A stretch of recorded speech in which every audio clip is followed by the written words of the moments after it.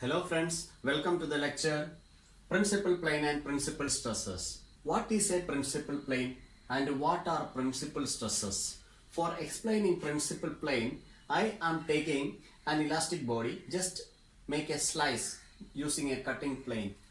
Then I have a surface like this as shown in the figure. Consider a point P on this flat surface. This is a point P. And now we know that for every plane surfaces there will be an outward drawn normal. Yes, that will project at a 90 degree. I can draw an outward drawn normal projecting outwards, represented by the letter small letter n. Now I am taking set of axes. This is my x axis, this is my y axis, and this is my z axis. Let us consider the stress vector along the x axis is Tx. Stress vector along the y axis Ty. Stress vector along the z axis Tz. Now we are sure that there will be a resultant for these stress vectors Tx, Ty and Tz. What will be the resultant stress vector and what is the direction of that resultant stress vector? We know that resultant stress vector is indicated by this letter. So I am giving the resultant stress vector the direction of outward drawn normal. Now in this figure it is represented that the resultant stress vector is along the outward drawn normal. Now, if the resultant stress vector is along the outward drawn normal, we can say that this plane containing the point P will be a principal plane. So if the resultant stress vector is along the outward drawn normal, we can say that the plane containing the point P will be the principal plane. So I am representing this as the principal plane. Now, what is the special feature of this principal plane? I can say that there will not be any shear. There will not be any shear. So, the plane on which the shear stresses vanishes are called the principal plane. And the plane on which maximum and minimum values of normal stresses exist is called a principal plane. If the shear is absent, then there will be only normal stresses sigma. So I can say that maximum and minimum value of normal stresses exist in the principal plane.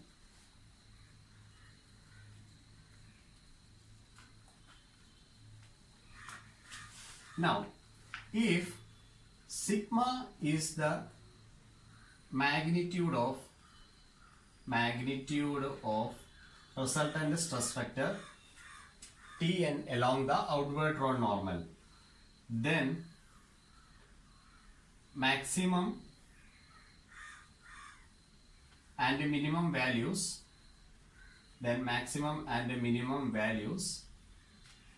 of principal stresses are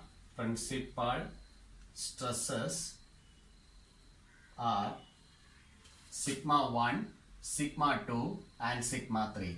Sigma 1 greater than, sigma 2 greater than, sigma 3. In this way we take the principal stresses. So what are principal stresses? The maximum and minimum values of normal stresses that are present on a principal plane are called the principal stresses. And what is a principal plane? The plane on which the resultant stress vector is acting along the outward drawn normal and the shear stresses will vanishes are called a principal plane. Then can you say where the shear stresses are going? Yes, we can say that shear stresses are going corresponding to the planes containing sigma 1 and sigma 2. Away from sigma 1 and sigma 2 at an angle 45 degree and 135 degree. So I can say that shear stresses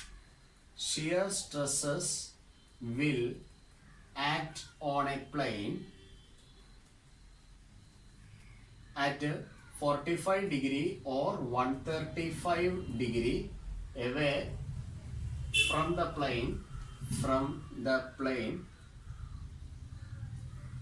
containing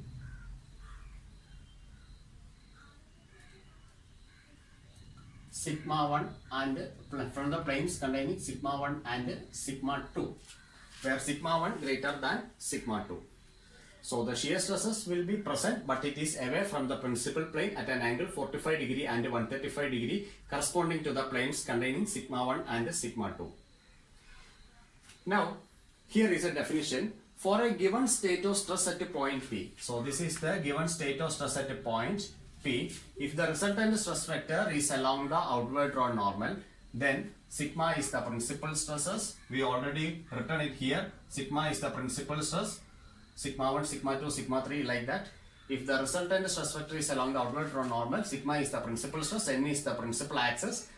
Plane on which a P exists is a principal plane. So n is the principal axis.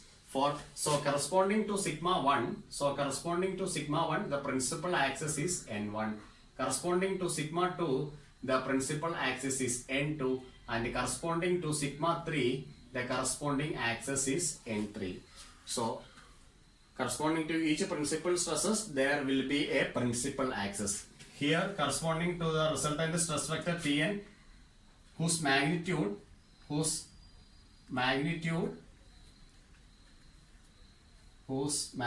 is sigma, its principal axis is n itself. Okay.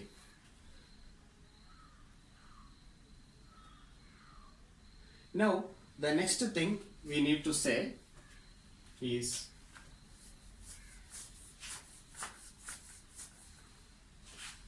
if sigma 1 not equal to sigma 2 not equal to sigma 3, then I can say that then n1 comma n2 then n3 will be mutually perpendicular, and this will be the three independent principal directions or principal axes n1, n2, n3. This is the first case. In the second case, sigma 1 equal to sigma 2, but it is not equal to sigma 3. Here also there we can make a condition. Corresponding to sigma 3, the axis is n3, and every directions corresponding to this n3 will be the principal directions. So every directions perpendicular to n3 will be the principal directions. So we can write every directions perpendicular to n3 will be principal directions or axis, principal directions or axis. Now the third thing, sigma 1 equal to sigma 2 is equal to sigma 3. Every direction is a principal direction. Every direction is a principal direction.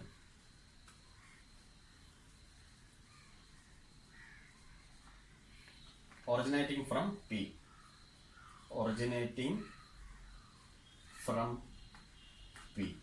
So these are the three special cases that we are learning from the principal stresses sigma 1, sigma 2 and sigma 3. And then how we can calculate the magnitude for sigma 1, sigma 2 and sigma 3. That is coming.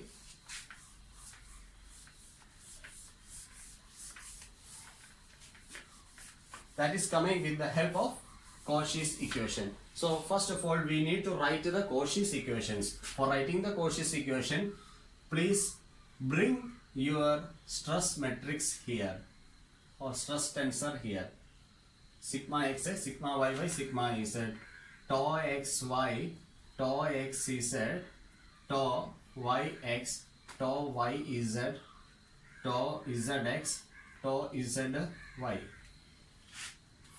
Cauchy's equation Tx, Ty, Tz for stress vectors equal to just putting a plus sign here. L L L plus M plus M plus M plus N plus N plus N.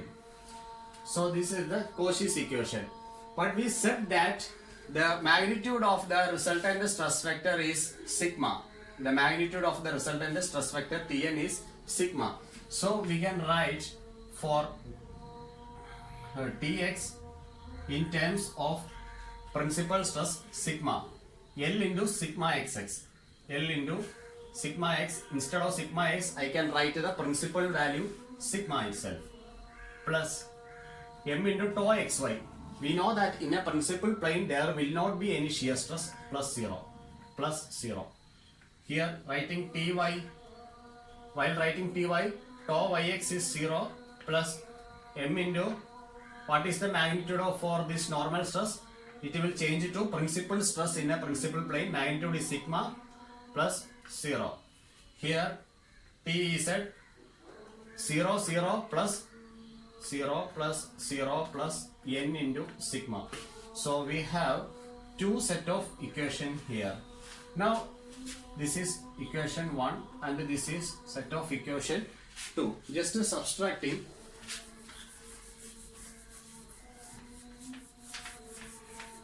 What I want to do is to calculate values of sigma 1, sigma 2, sigma 3. So for making a cubical equation I am doing this. Now subtracting 2 from 1, I will get Tx minus Tx is equal to 0. That's in the left side. Now I will write in the right side for our convenience. L into sigma xx minus sigma. Sigma xx minus sigma plus M into tau xy minus 0 plus N into tau xz minus 0 equal to 0. Now the second equation, for this equation we will get L into tau yx minus 0 plus M into sigma yy minus sigma plus N into tau yz equal to 0. Now T, for this equation, subtracting this and this, we will get L into tau zx plus M into tau zy plus N into sigma z minus sigma equal to 0. Now for obtaining a trivial solution, we know L is equal to M equal to N equal to 0. This implies a trivial solution. This implies a trivial solution. For a non-trivial solution,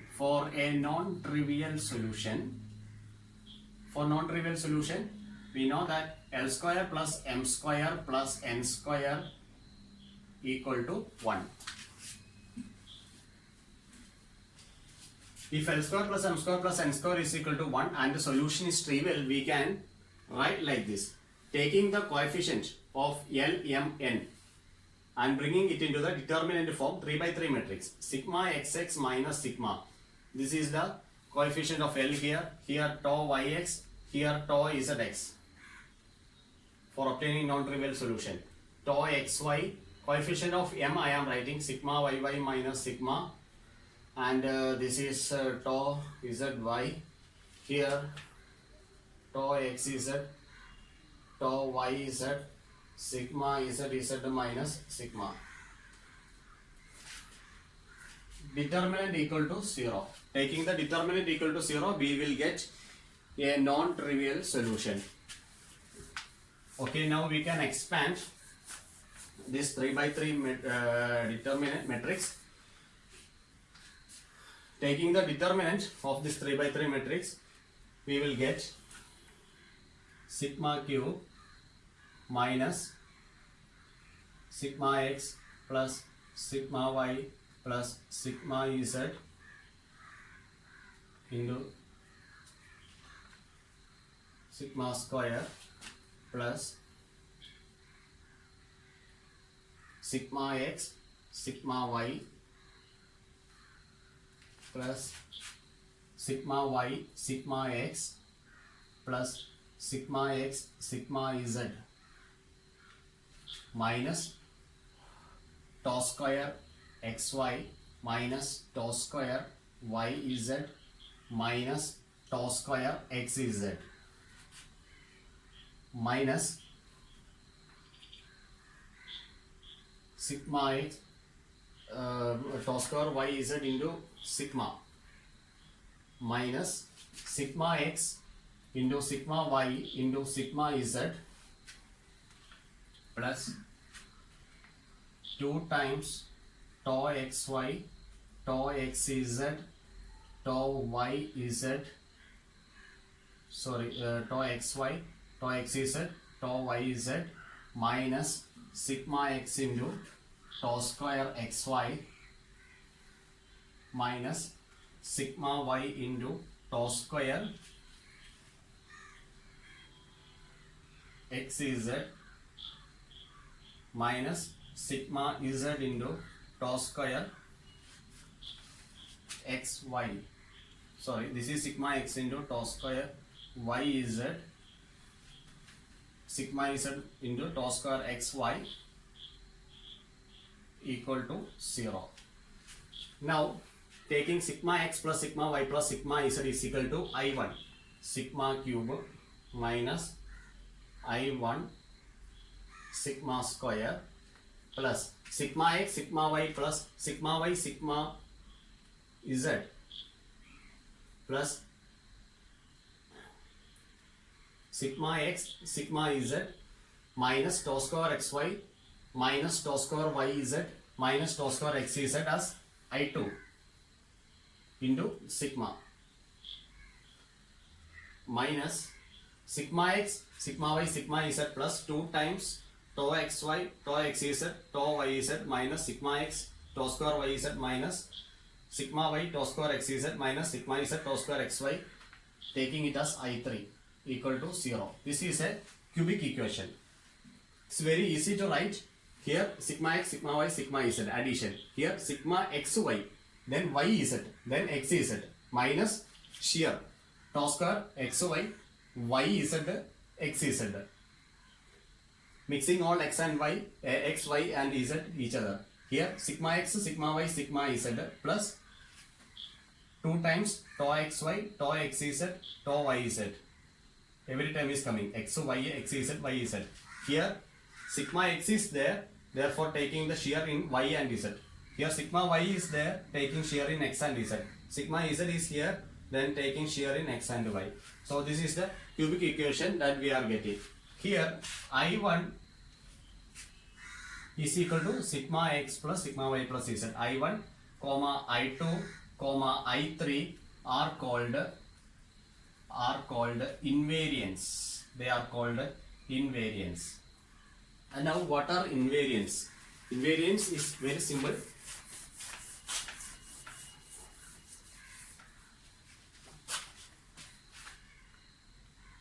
Invariants are those whose values does not change. Whose values does not change even the frame of reference is changed. Even the frame of reference is changed.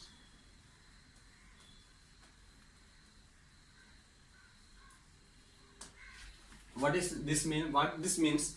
Invariants are those whose values does not change, even the frame of reference are changed. Here we have x, here we have y, here we have z. Here we have a state of stress at this point. Here we have a state of stress at this point. Now I am changing the axis. This is my reference axis or frame of reference. Now I am changing the frame of reference. Here capital X is coming. Here capital Z will come, and here capital Y is coming. Now I changed the frame of reference. While changing the frame of reference, these values for I1, I2, I3 are not changing. Then we can say that they are invariants. So when the frame of reference are changing, I1, I2, I3 remains the same. Then we can say that invariance exists there. Now how to check invariance? How to check invariance? This is our next topic. For checking invariance, first step is to solve the cubic equation. Solve cubic equation. Solve the cubic equation. Then we will get 3 roots for this sigma. Then we will get sigma 1, comma sigma 2, then sigma 3. We will obtain the 3 roots. Now how we will take sigma 1, sigma 2 and sigma 3? If you are getting the values 1, 2 and 3 respectively, 5, 6, 7 respectively. 7 will come here, 6 will come here and 5 will come here. The minimum value should be assigned for sigma 3. The maximum value should be assigned for sigma 1. So this is how we select the values for sigma 1, sigma 2 and sigma 3 by solving the cubic equation in our calculator. From the calculator you can fetch the values. By selecting the third degree, you can calculate these values for sigma 1, sigma 2 and sigma 3. Once you got sigma 1, sigma 2 and sigma 3, you can find another set of invariants, J1 or I1 dash. We can write it as I1 dash. I1 dash is equal to here sigma 1 plus sigma 2 plus sigma 3. I2 dash we can easily find out, that is sigma 1 sigma 2 plus sigma 2 sigma 3 plus sigma 1 sigma 3. I3 dash, it is easy to find. How? That is sigma 1 into sigma 2 into sigma 3. Sigma 1 into sigma 2 into sigma 3. Here sigma 1 plus sigma 2 plus sigma 3, sigma 1 sigma 2, sigma 2 sigma 3, sigma 1 sigma 3. Here I3 dash sigma 1 sigma 2 sigma 3. And if I1 calculated here, I1 is equal to sigma x plus sigma y plus sigma z. This should be equal to I1 dash. Then here I2 is calculated from this one, sigma x sigma y plus up to this value. This is I2 value. This I2 should be equal to I2 dash. And then this, by calculating this, we will get a I3. This I3 should be equal to I3 dash by taking the principal stresses sigma 1 into sigma 2 into sigma 3. Now I3 value, it is very easy to find. You can take this sigma y, sigma z plus 2 times tau xy etc. up to sigma z tau square xy. You can solve using this, you can find I3, or simply if you take the determinant of the 3 by 3 matrix availed in the question paper, you will get the I3 value. No need for calculating like this, just take the determinant, then you will get the answer for I3. This I3 should be equal to I3 dash. Then the invariance will exist. Then we can say that invariance will exist there.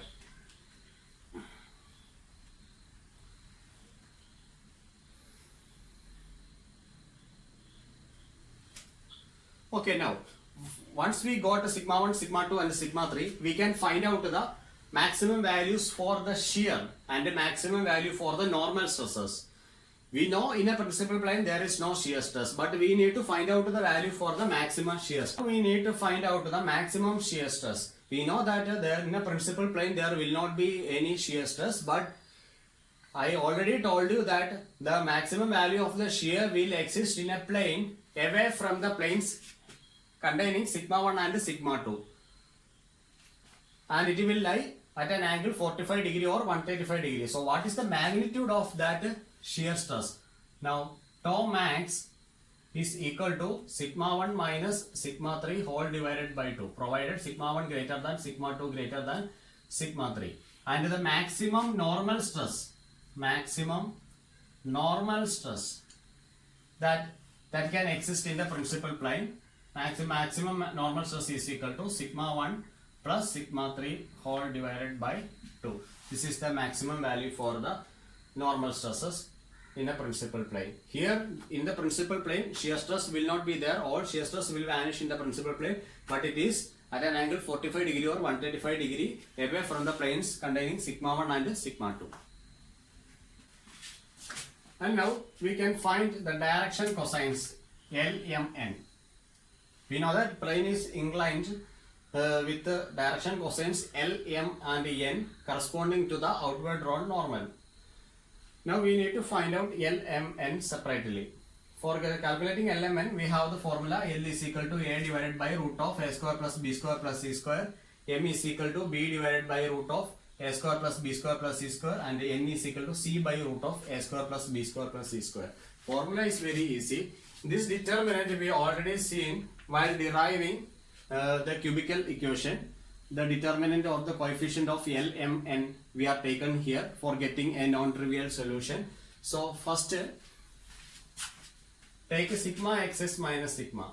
The column and the row corresponding to sigma xs minus sigma I am neglecting. So taking the cofactor matrix, A is equal to determinant of sigma yy minus sigma tau zy tau yz sigma z minus sigma.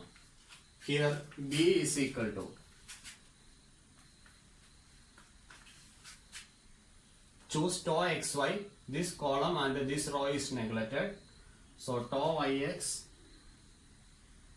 tau yz, tau zx, sigma z minus sigma. Determinant where C is equal to, hide this column and this row is neglected. Then tau yx, sigma yy minus sigma tau zx and tau zy. So this is how we can find the direction cosines. After getting the L, M, N values, you can check that L square plus M square plus N square should reach 1. Then we can say that our values are very correct, and values are very correct for L, M and N. This is how we can check for the direction cosines. L square plus M square plus N square is equal to 1 for a non-trivial solution. So in the next lecture we can go with a problem from the principal stresses. In the syllabus it is said that there is no questions from the direction cosines, but only thing you have to find out the principal stresses in the 3D state. Principal stresses in the 2D state we can do with the help of a Mohr circle later. So for finding the direction cosines it is not there in the syllabus, but for finding the roots of the cubical equation for calculating sigma 1, sigma 2, sigma 3, that is very important. Okay.